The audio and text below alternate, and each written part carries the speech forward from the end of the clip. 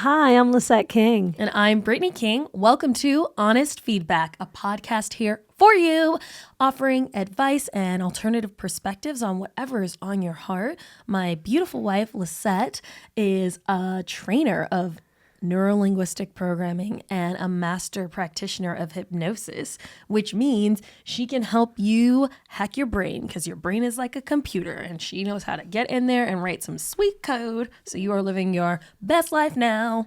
Yeah, I love that. Yeah. And Mrs. King is a pleasure priestess. She can help you maximize getting all the richness, the deliciousness out of life, as well as she's just an incredible friend that hits you with the truth love bombs. Thank you. Yeah, what are we talking about today? Today we're talking about conscious parenting. Ooh. I know. Buzzword. Yes, it's been popping up in my algorithm a lot, and they're like, conscious parents, this kind of parent, that kind of parent. Do you know anything about conscious parenting? Well, I know I'd like to be one. Yes. You know, Those words sound good together. Those words sound really good together. And we did a quick Google search, and what we found, it narrows it down to letting go of a parent's ego, desires, and attachments when parenting. And I would say that my parents did the best they could. They did the best they could. And there was a lot of fear, a lot of teaching through fear, like be afraid of this and that and all the ways that the world was dangerous. And like when you're 0 to 5 years old in that imprinting phase of your life, to receive that constantly, it definitely becomes part of your thought process, if not all of your thought process. And I've had to do a lot of undoing of that work, a lot of, self-discovery and different forms of therapy to move beyond that. Yeah. How about you? Would I describe them as conscious? I would say, like you, they were doing the best they could with the tools that they had, and that the tools that they had were, I didn't think, the best for me.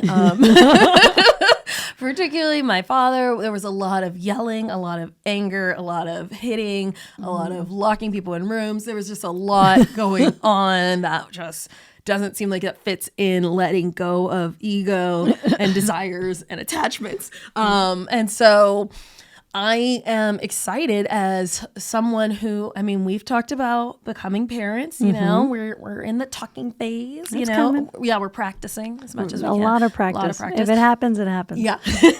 We're in that phase. And I would like to be able to show up differently for my child and be able to offer my child a different experience, one that is not fear-based or anger-based or in a perpetual state of PTSD. Indeed. Yeah. Yes. And so we got a caller who asked about parenting and how to talk to their parent who has a different perspective on parenting. And so we phoned a friend because we are not parents. We don't claim to know everything. Yeah. And our friend that we have on today is Miss Kendra Williams. She's a motherhood and conscious parenting coach, and she's going to help us answer this question, and we're going to ask her some more questions so that we can be set up to be the best parents we can be. Amazing. All right, let's get her on the line. Thank you so much, Kendra, for joining us. We are so happy to have you. Thank you so much for having me. I'm honored to be here. Yay. Well, let me just start off with the first question. What is conscious parenting, girl? What is it? I know. Everyone's like, I'm not drunk. I'm pretty sure I'm conscious, so I must be doing it already. No, conscious parenting, it gets roped up with a lot of words like gentle, positive, and respectful, which are true parenting styles. There are scripts. I could see those parenting styles being done in a Target aisle, out at a baseball game. Conscious parenting is an internal process that parents go through when they parent. It's a philosophy, and it's a way of detaching your ego from your parenting, letting go of expectations, just allowing yourself to be really present in the moment, which allows you to then connect to the child and actually give them what they need. Because a lot of times we've been told through traditional parenting that the parents are above the child. They know more. So As long as I tell them what to do, everything's going to be okay. There's something wrong with my child that needs fixing. In conscious parenting, we look at ourselves. Where am I projecting my own wounds? Where am I projecting my expectations? It's a very internal process, and it truly is about raising your consciousness, dropping old patterns and conditioning. And you do that while parenting. It sounds like it could be Zen, but it's not so Zen when you really dive into it. Yeah. It sounds like a 24/7 like therapy, like you are constantly like, go inside, go inside. Yeah. I always talk to, can I swear on this podcast? Yes. Okay. Y'all, please do. No. I always say when you're about to lose your shit, and you think it's because they're not listening and the kid's not doing something or they got in trouble at school, it's like literally, what am I making this moment mean? Where is my body going into the past? And you can't really do the work in the moment, but you have to just recognize, whew, I'm not looking at the present moment. And that's like your entry point. So you're not doing the work 24/7, but your parenting triggers show you later when you have the mental space and the physical space. I should go really look at what was actually going on there, because he literally just spilled the cereal and I lost my ever loving mind. Like it was just cereal. That rings so true. I feel like growing up in my house, it was just like, they're crazy. It's like you spilled on a carpet. It's like, you don't know, you just don't know. Yeah. This is more than the carpet. But as a child, you don't know that. Mhm. You're just like, mommy's losing her shit or Yeah. daddy's losing their Yeah. shit. Yeah. And Lisette, we both have this background in NLP. When you look at the first 7 years of life, it's a really subconscious way of living. There's these little sponges, and we're essentially their mirror as parents. It's not what we say, it's what we do. And so this consciousness, we're really trying to reprogram our subconscious while programming our children. It's a wild ride. When you think about it like that. But for the kid, they think, oh, making a mess is the ultimate. Never make a mess around mom. Mom's scary when the mess is there. It's not. The kids just make it mean whatever they make it mean, and that's what we're really peeling back when we get into parenting and go, what did I make that mean? What did I mean? Did I make having a messy house mean about me? What did And then you go, oh. Oh, wow, this is so fascinating. What drew you into conscious parenting? Like, how did this even show up for you? That's a great question. I find with my clients and myself, it's never an easy entry point. It's usually a moment in your life that does not go as planned. And you're like, things aren't going to work the way that I thought they were going to work. And for me, I had 2 kids under 2 at the time. My oldest had recently been diagnosed at the time with autism. So I was like grieving potential futures that were no longer happening. And I thought, how do I control all of this? How do I give him the quote unquote normal life? How do I be the quote unquote great mom with 2 under 2? And I'm like, wait a minute, you've got to let go of control. And that was actually my entry point, because I think all of us in today's world, the safety is in the control. Control what you eat, control your job, control who your friends are. And really, conscious parenting is about surrendering, like a sacred surrender to the moment as it is. I don't need to change my child with colic or whatever label he has. I need to surrender to this is what's happening in the moment. And that was my entry point to conscious parenting, was I don't get to tell this kid what to do. He's not the boss of me, but we're at a soul level. Man, this kid's my teacher now. He is teaching me to slow down and surrender. And it wasn't pretty when that moment happened. Let me tell you, like when you finally say, I'm going to stop trying to control everything, it's so scary.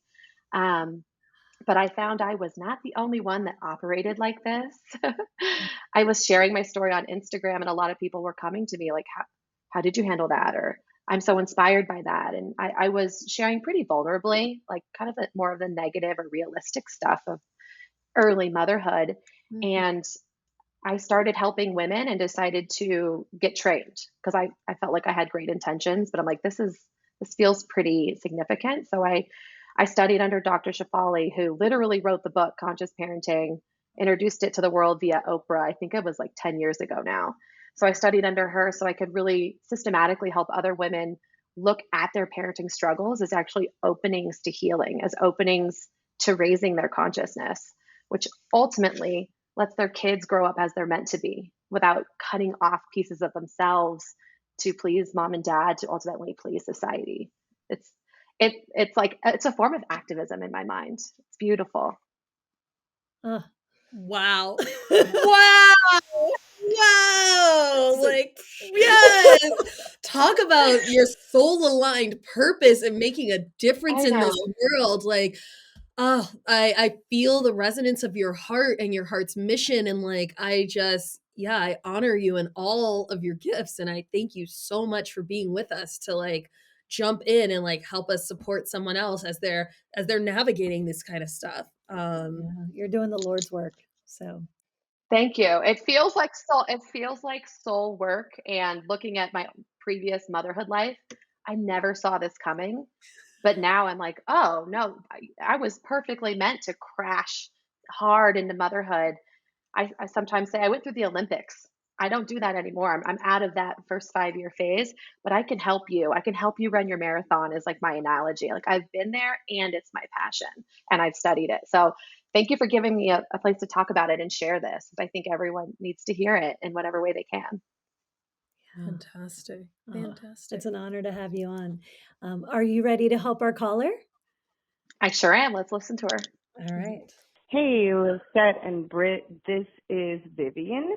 My question is about some family dynamics. I have two kids, two boys, 4 and 2, and I teach my kids to feel their feelings and express themselves, and if something is upsetting to them, to talk about it, and that it's okay to cry if you're sad and that kind of thing.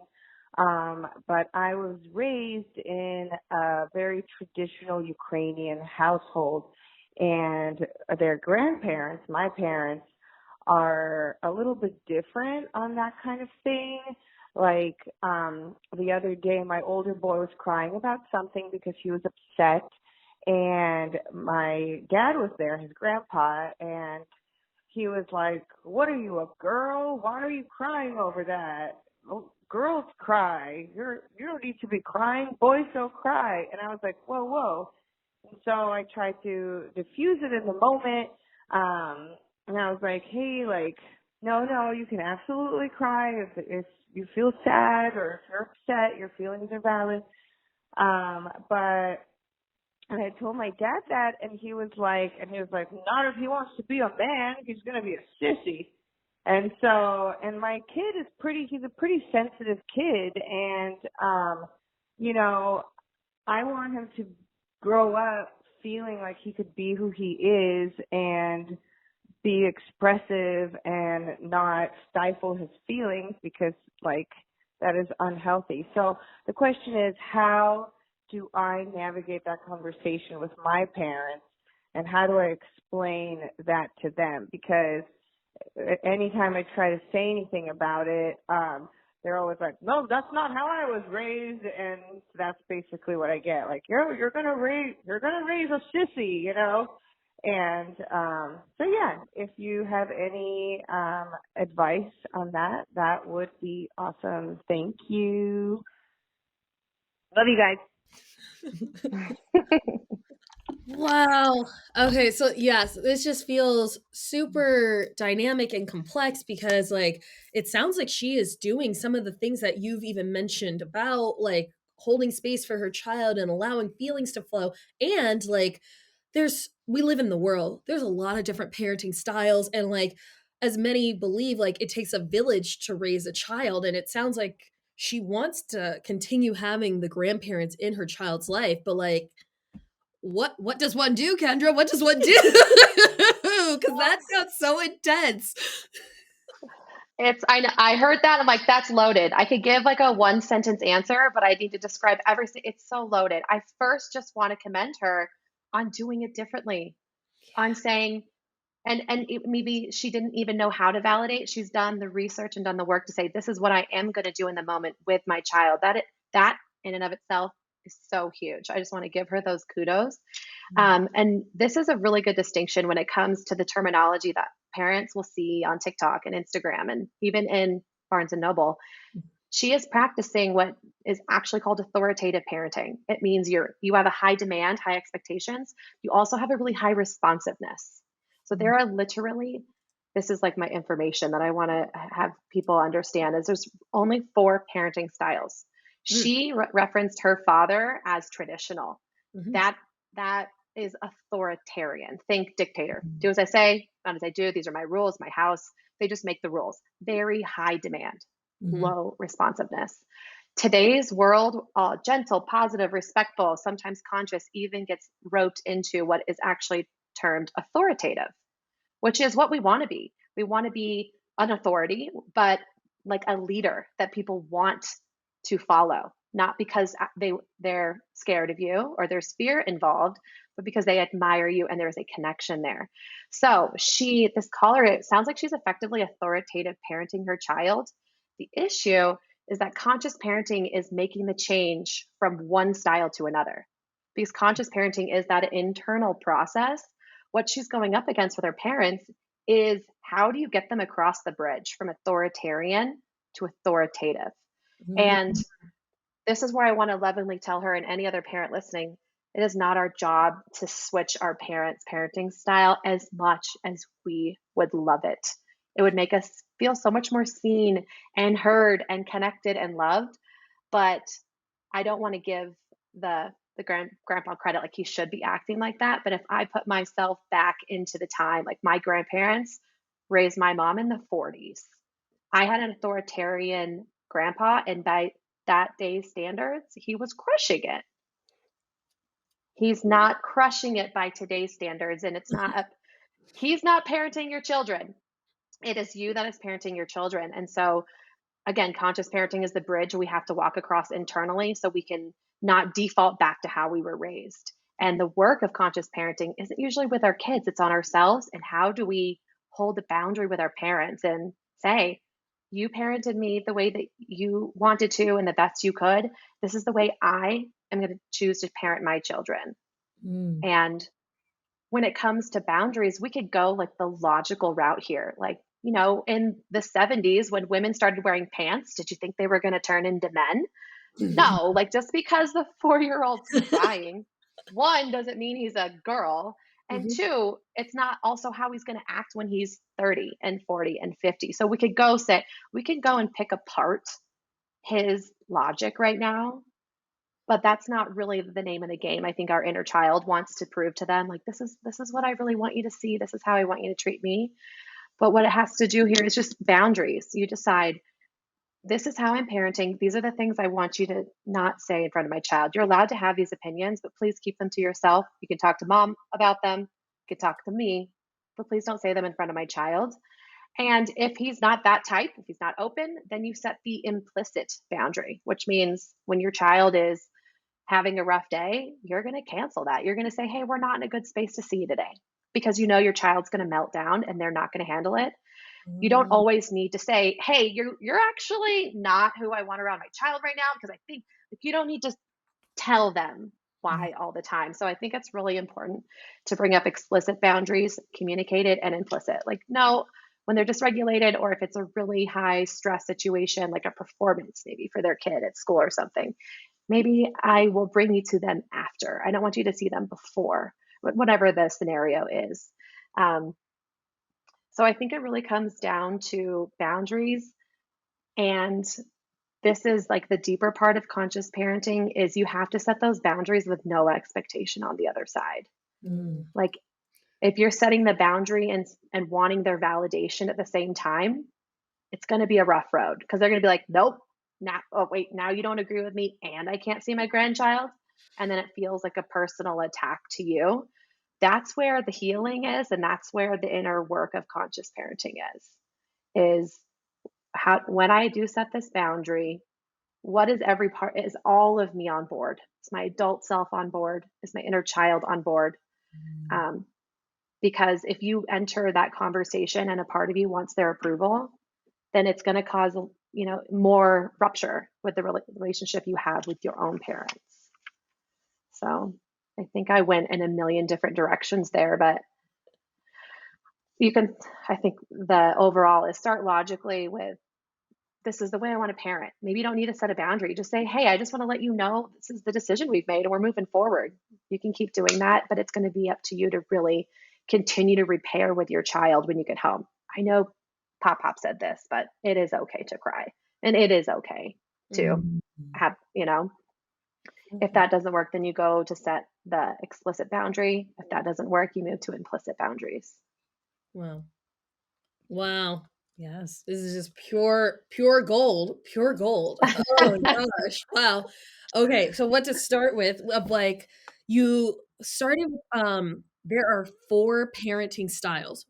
Can you tell us about the styles? Yes. Yeah. Yeah. Okay. So the authoritarian is what most people were raised by. They set the rules. There's not a lot of connection. There's a lot of punishment, consequences, kind of unrelated consequences. Then there's authoritative, which is everyone's goal. We want high demands, and we also want high connection, high responsiveness to the child's emotional needs. Then we have permissive. That is high responsiveness and very low demands. Think really enmeshed. I just need mommy and daddy need you to like me. You can do whatever you want. I don't have any rules. I want to be your friend. And then there's neglectful. I think a lot of people hear that one and they think like the child is not fed or the hygiene's bad. This also could just mean emotionally neglected. And this is kind of an insidious one that I find in my coaching, because let's say you have a single mom and she has 3 kids and she is literally just working full time and she doesn't have time to connect with each child. She is literally making the house move, moving people around. She never spanked. She got everybody fed and they had their activities, but she never connected. That child, now grown, I would say would more relate to mostly being parented by a neglectful parent. Because there's some people who are like, I never got spanked. I'm fine. But they have like no connection to themselves or anyone else that's of any depth because they weren't modeled how to connect and how to be seen. So those are the 4 styles. But a lot of people are familiar with authoritarian in my coaching and out there, right? That was how I was raised. It's my way or the highway. I remember several times being like, I'm going to run away to like the backyard like, to get away. Like my plan would stop being like, so once I leave this gate, I don't know what I'll do. Happens? I ran away once, hopped the fence and got a splinter. So I had to go back inside and be like, Mom, I have a splinter. And it totally backfired. Totally. Oh, wow. Okay. Do you have questions? Oh my gosh, I'm absorbing it all. I'm just like, this is some next level shit. I just want to acknowledge the caller. Like you said, they sound very with it. They sound like they're already doing such wonderful parenting. It was so dynamic to know how to deal with the parent, because I would not. That would be my personal wall. If my mom came in, like did things her way, I'm like, whatever, she's teaching them how to play poker. Like that's what they do at grandma. Like I wouldn't even know where to start with a boundary with my mother. So that was so insightful. Thank you. You're welcome. And I will say conscious parenting is an entry point, but the tools and the techniques, the philosophy doesn't really have to do anything with the parenting. It's just that kids are really triggering. They trigger you the most often on a day-to-day basis. So they're like, here, heal. Mom, you need to heal here and you need to heal here. I always say it's like we have these buttons installed in childhood and our kids they just keep pressing them. It's not them. They're not the problem, but they're pressing these buttons. It could be in your relationship. It could be your boss. It could be your mom. It could be the guy who flips you off in traffic. But it's, how do I view this through a lens of what am I making that mean about that person? What were my expectations? How do I drop? How do I become present? How do I drop these layers? So conscious parenting is this entry point to a way of life that isn't just for parents. So that's why I think you guys are like, this is actually insightful. It's all the things. So you just reminded me of what my second question was about, setting boundaries without an expectation. Like this feels foreign for me, especially I feel like I did some work in therapy, this is how I set up a boundary, and knowing that boundaries are for me, but I'm not even sure how to conceptualize what it means, like without any expectation. If you could share more about that. That's a good one. Yeah, let me think of an actual example. Um, so I had a scenario where, so my son's now 5, and he has a sensory processing disorder and severe anxiety. And he's just tough out in the world. And there's attention on him. He's very charismatic, very rambunctious, but very easily dysregulated. And we all got invited to a birthday party. And then there was a retraction of, oh, yeah, your entire family can come, but not your son. We can't have any meltdowns. And I was like, this is a mom of a 3-year-old. It's a 3-year-old birthday parties are just gonna, are the loudest, because 3-year-olds just scream when they're happy and they're mad. It's crazy. So I was like, this is so weird. But she like retracted it. And I was just so stunned in the moment that I literally didn't say anything in the moment. I'm like, I should have stuck up for myself. I should have told her how disrespectful that was. I should have told her that hurt my feelings. I should have told her, like, all of the things. And later I'm like, okay, that was, yes, I was hurt, but it was my ego and my conditioning that I had to be right and in control to tell her that all of these things, and you shouldn't do that next time, and like be the teacher for the next time she comes across a child with neurodivergence. And I said, no, I showed up with my son, and now I've essentially demoted her, not from from a best friend to a close friend to like an acquaintance. I didn't tell her, hey, you really crossed the line, and this is why.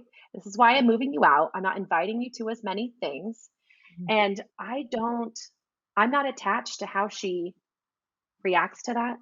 I'm not attached to if she thinks that I should have told her. For me, I decided what I needed in the moment. I needed to process my pain from that experience, and then say, how do I want to move forward in a way that keeps her out of my inner circle, but preserves the friends and the kid relationships that we do have. Old me would have been like, oh my God, I'm going to set this boundary and she's going to hate me. And it's just like all of the stories around it. It's a very empowering way. That was me moving the boundary and not communicating it. A lot of times it should be communicating, but there are times where it doesn't actually need to be. You can just live out a different experience and hold the boundary with your body and your literal geographical closeness and how often you hang out with people. Does that make sense? Yes, Absolutely. yes. Yeah. Yeah. Wow. I'm just stunned. You're just like a fountain of knowledge. I'm just like, whoa. Wow. Like, whoa. Been there with you with like the shoulds, and like next time I'm gonna stay and I'm gonna tell him. So that's what a beautiful way of letting us witness your process of like a different experience, and like what you were talking about, implicit boundaries for yourself, and showing up differently in order to model that for your child. Something else that you mentioned that stuck to me is like having the separation between like the thing that maybe the grandpa who calls you a sissy and telling your kid privately like that's not what we believe. Like, can you share more about like how to have that kind of conversation for your child, hold that space for your child, have that conversation for your child? Is it something that's like we do this when we get home? Is it something like you should try to reparent right away in the moment? How does one actually like physically action step do that? Yeah, I imagine the moment that your caller heard that, she was pretty charged and pretty activated. I imagine my talk track is like, what the heck are you doing? Like a lot of activation towards her father. So I would absolutely not try to talk to the child in that moment because they are sponges. I would say something like, honey, that what he said was not right. I'm going to talk to you about this when we go home. And I would just spend that time trying to regulate and create that boundary immediately with the dad. Like, that language, I mean, essentially that's like swearing in front of my son. You and I can talk about it later when my child's not around. Well, we're not going to talk like that in front of my son. And I don't know how she can talk to her parent, but I mean, that seems really extreme what he's saying to me. Like, that is obviously sexist. It is, I mean, it speaks to a lot of his upbringing and how cut off he is from his emotions, but you can't be like, hey dad, when was the last time you cried? How backed up are you? But like, I definitely wouldn't go into it in the moment with your child until you get home, get regulated, and explain he's coming from a different perspective. Everyone has different opinions. And again, in our house, we value all of our emotions. They're all neutral. Anger, rage, sadness, happy, they're all the same. And honey, I want you to feel them all. It is a-okay to feel that. But I would definitely do that later when you're in your like safe bubble. Absolutely. Wonderful. Excellent. Yeah. Something that really resonated with me was that freeze when I'm hurt. When you talked about like, I wouldn't know how to talk to my father in that moment. Well, my father's not here anymore, but definitely while he was alive, I would not know how to talk to him in that moment. And even that experience with your friend of like wishing I had said something different. Yeah. That's a very real thing. And I'm just wondering like how to navigate that in general, just in our lives with the people in our lives. Like, Yeah. And literally, it's as simple and complicated as a pause. In conscious parenting, it's the power of the pause, Mm. and it's about getting to know your body enough that I think a lot of us walk around the world. We think we're at chill, we think we're at a 1, and then Grandpa says something, or someone flips us off and cuts us off, and we're like, at a 10. But we're actually walking around at a 7, and we aren't aware of the cues. Like consciously, our head is so disconnected from our bodies. And part of the work of conscious parenting is realizing, I'm actually already holding my breath. I haven't lost my shit yet, but my breaths are really shallow. And I'm like getting really fidgety, and I'm scrolling a lot in front of in front of Grandpa. You're literally relearning how to be yourself. The clues are there, the symptoms are there, the anxiety is the symptom, but how does that anxiety show up? And it's a lot easier to practice the pause when you're truly at a 7. You can't practice the pause at a 10. You're just going to lose it, or you're going to freeze, whatever your, default response is. But that's really it, is you're going to, during the process of looking at those triggers, when you're back in a safe space, you're going to start deconstructing. How did I get to that point? And how did I get to it? Well, it's not because dad was sexist and then the kid had a meltdown and I hadn't slept. It's not about that. It's how did I physically get there? And how can I start connecting to myself? And then you literally take the breath. You can't fix anything in the moment, but just the goal is less damage control. So it is the power of the pause. And I'm glad I didn't say all the things I wanted to say to my friend. And like I was pissed. So I'm really glad I didn't. But I've been practicing the power of the pause for years at that point, because that was like really big when that happened to me. So I imagine this caller, she sounds so conscious when she's actually parenting her child.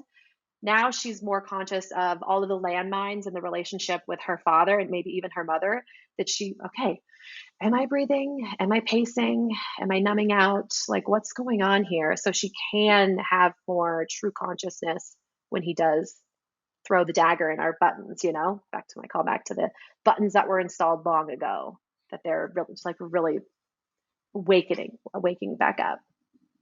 Yeah. Yeah. Ugh. That's just all the things. Oh, well, I have like almost like a more zoomed out question, like separate from this caller. So you mentioned the buttons and the trigger and how kids are just, triggers. I say that about family. The family, Yeah. it's just a bag of triggers. What resources or like techniques or tools would you offer to parents like when they're experiencing like I'm triggered? I'm deeply triggered, that can help them, that they can carry with them? Yeah. I think in the moment, honestly, I don't know if anyone's telling you there's anything other than the pause. It's just not realistic. Life is happening. Your boss just fired you. Your husband forgot some. Life happens. We don't actually get to stop and do the work. It's just literally make sure your exhale is longer than your inhale. That's a message to your body that you are physically safe. Take a breath and do the best you can in the moment. And then the second thing you do, that's what happened in that moment. If it's your boss, your partner, your child, is a rupture in your relationship. You've got to get back to a very calm state. If that's working out, if that's journaling, if it's punching the pillow, if it's calling a friend to just totally gossip about it, like whatever it is to get you truly feeling back in your body. And then you go back and repair. You have to repair. If it's for some people, their parents aren't willing to repair. The parents are always right. They don't want to talk. The repair can still happen with yourself because you're repairing. Hey, man, I ducked out on myself in that moment. I didn't have my own back, but I was keeping myself safe by disassociating or popping off. Like, I need to come back. I am a good mom. I am a good wife. I am a whatever the relation is.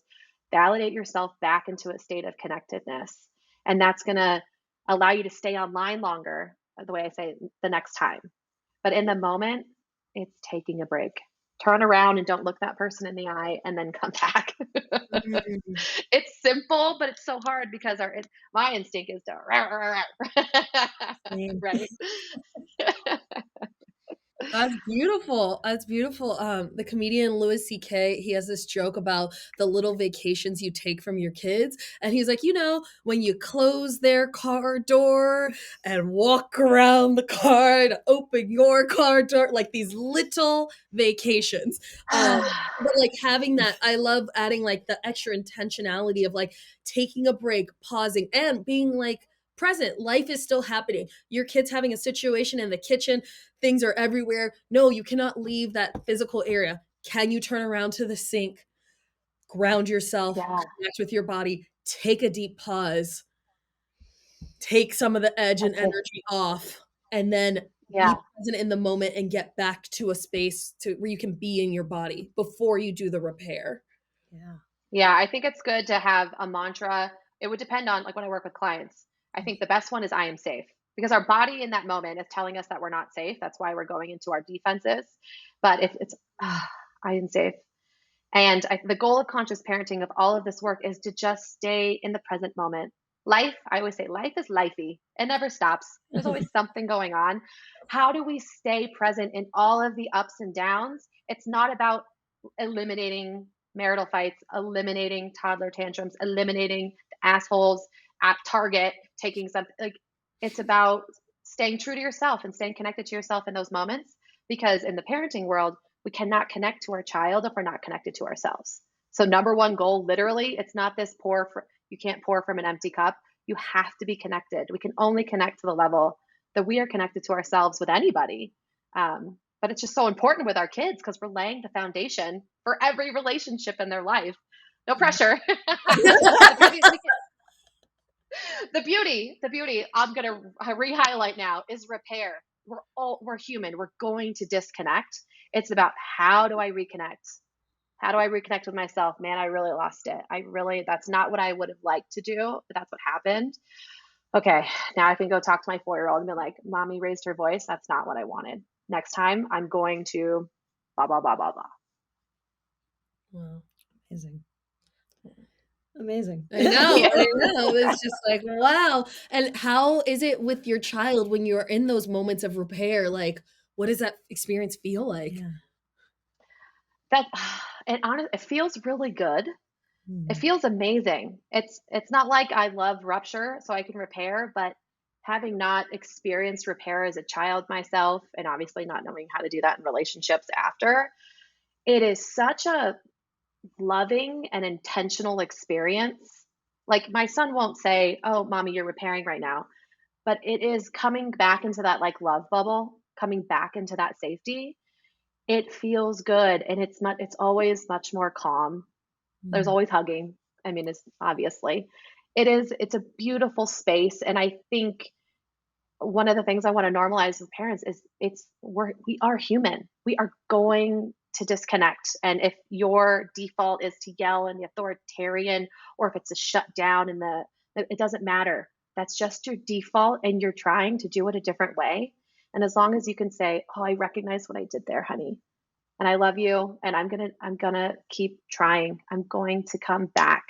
It's one of the best parts about toddler. I mean, besides when they're doing cute things, the actual parenting part is so hard. Like, I don't know anybody that loves holding boundaries for the 100th and the 200th time with your 3 and 4 and 5-year-old. But you do feel the sense of accomplishment when you know they're back in the bubble, when you know you're in that safe place and they're like, "Oh, I could be my goofy self again." You're like, "Whew, Feels really good. Mm. Oh, that's so beautiful That's and wonderful. heartwarming. This has just been amazing. I love that you gave us so many actionable and tangible steps about like moving from authoritarian parent to authoritative and like what the different styles of parenting actually are. And my biggest takeaway is the power of the pause. The power of the pause and how to allow the space to reconnect and be present to your own body. Also the repair after that, all of those, I mean, there was just gems on gems on gems on gems. Yeah. But there was just wonderful, wonderful, wonderful things. Yeah, Mhm. and they're, children are tiny people. Yeah. All of these things are applicable in all of our relationships, I Mhm. believe, just the pause and the repair. And so thank you for that. Oh, and the boundaries. Oh, and the The boundaries boundaries. with That no was, yeah, the expectation. boundaries without expectation. So sexy. So here for it. Well, this is so fantastic. Thank you so much for taking time to be with us today. Like, where can people find you? How can people work with you? I believe you do one-on-ones, correct? Yeah, that's right. So right now you can find me on both Instagram and TikTok. My handle is it's.Kendra Williams. I currently do one-on-one coaching. It is mother focused. I'm going to be sexist here and say I only work with women because I also focus on the transition into motherhood. There's so much of our inner world that just gets stirred up.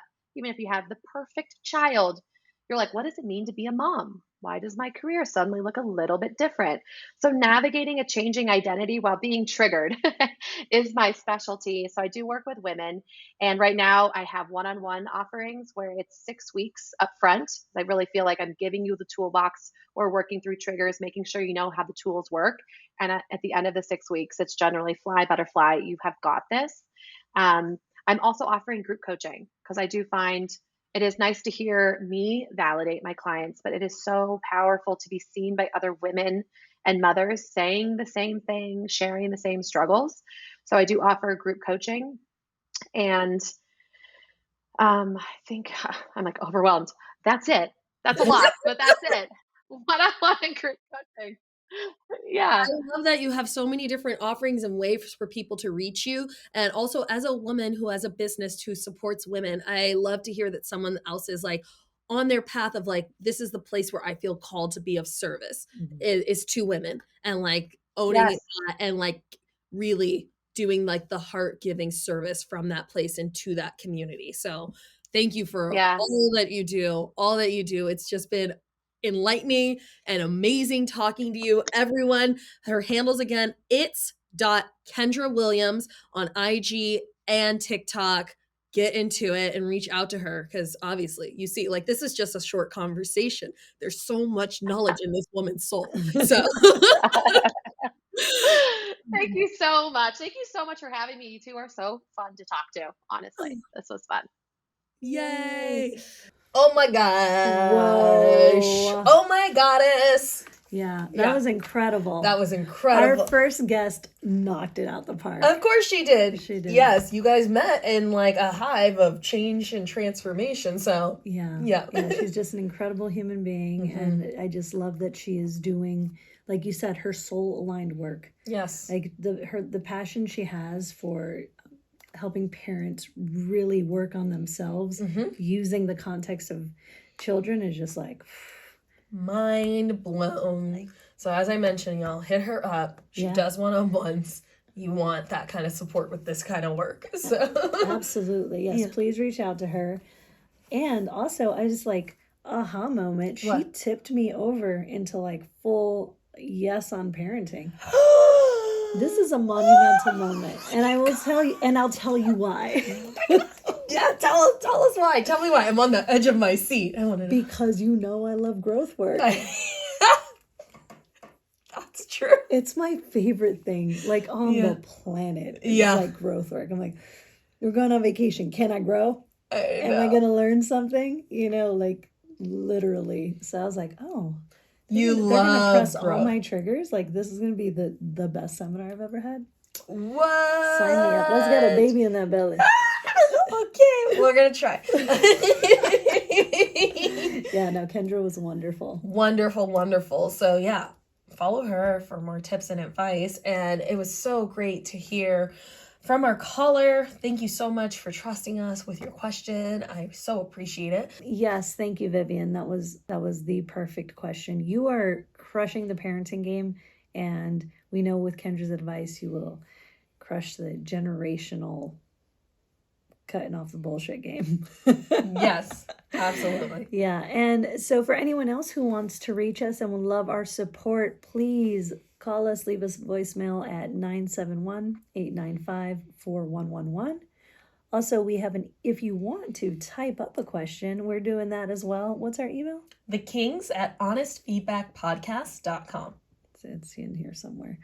Yes. And until we meet again, be honest with each other.